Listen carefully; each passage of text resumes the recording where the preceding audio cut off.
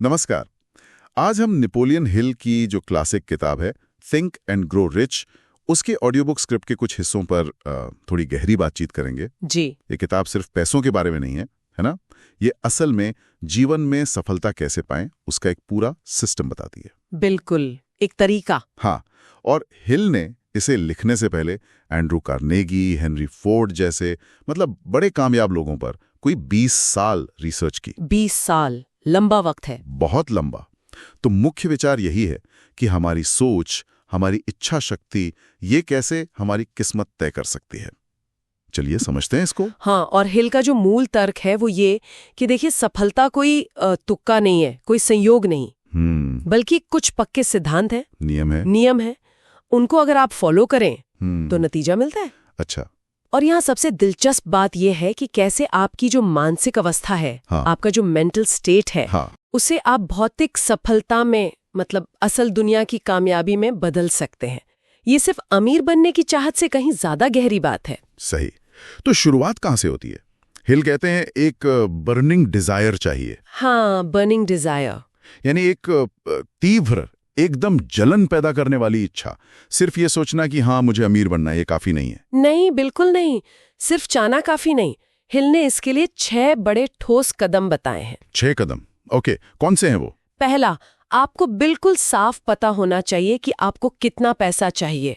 एकदम सटीक रकम। अच्छा, अंदाजा नहीं, पक्का फिगर। हाँ, पक्का फिगर। दूसरा, ये तय करना कि इस पैसे के बदले में आप क्या देंगे। क्या सेवा, क्या प्रोडक्ट, क्या मेहनत। कुछ देना पड़ेगा, फोकट में नहीं। जी। तीसरा, एक तय तारीख, एक डेडलाइन सेट करनी होगी कि कब तक आपको ये पैसा चाहिए। ओके, टाइम बाउंड प्लान बनाना, योजना।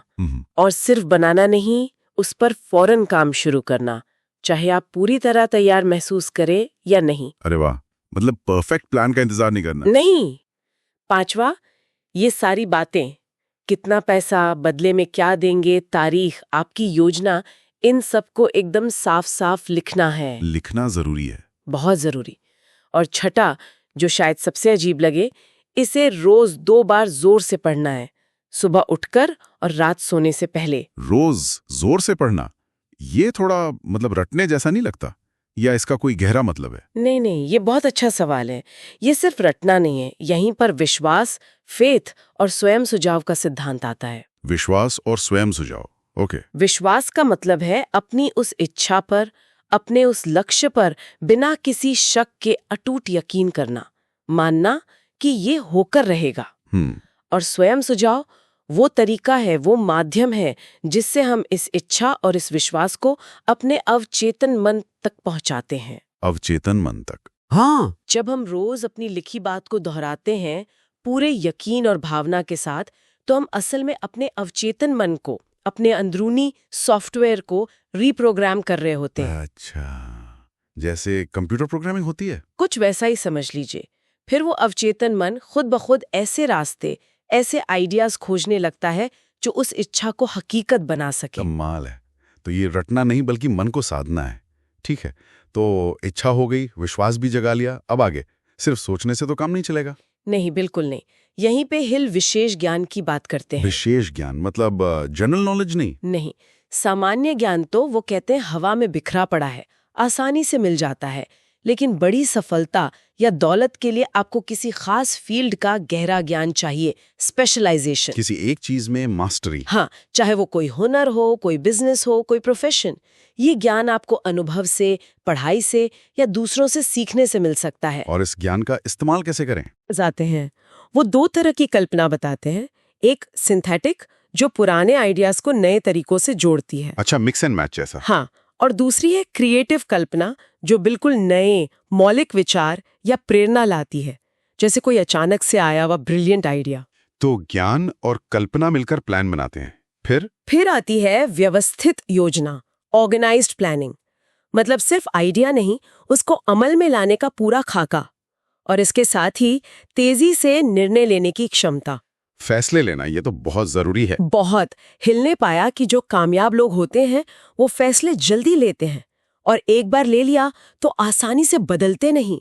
और जो नाकामयाब होते हैं, वो अक्सर फैसला लेने में ही बहुत देर लगाते हैं, और अगर ले भी लिया तो जरा सी मुश्किल आई और बदल दिया। बहुत जल्दी जल्दी बदलते हैं। ये तो देखा है। लगता आसान है, पर तेजी से सही फैसला लेना मुश्किल काम है। बिल्कुल, और फैसला लेने के बाद उस पे टिके रहना वो और भी जरूरी है। यही दृढ़ता का रोल आता है। दृढ़ता मतलब लगे रहना। हाँ, बिना हार माने लगे रहना। मुश्किलें आएंगी, नाकामी मिलेगी, लोग डिस्करेज करेंगे, लेकिन टिके रहना। हिल कहते हैं कि दृढ़ता जो है वो इच्छा शक्ति का सीधा नतीजा है, विल पावर का। अच्छा। ये वो फ्यूल है जो आपको तब भी चलाता रहता है जब लगता है कि अब बस और नहीं हो पाएगा। सही कहा। और इस सफर में हिल ये भी कहते हैं कि अकेले चलना जरूरी नहीं है, कुछ मास्टरमाइंड जैसा भी है। हाँ, मास्टरमाइंड, ये बहुत शक्तिशाली कॉन्सेप्ट है। ये क्या है? क्या ये बस टीम वर्क का कोई फैंसी नाम है? टीम वर्क से थोड़ा ज्यादा गहरा है।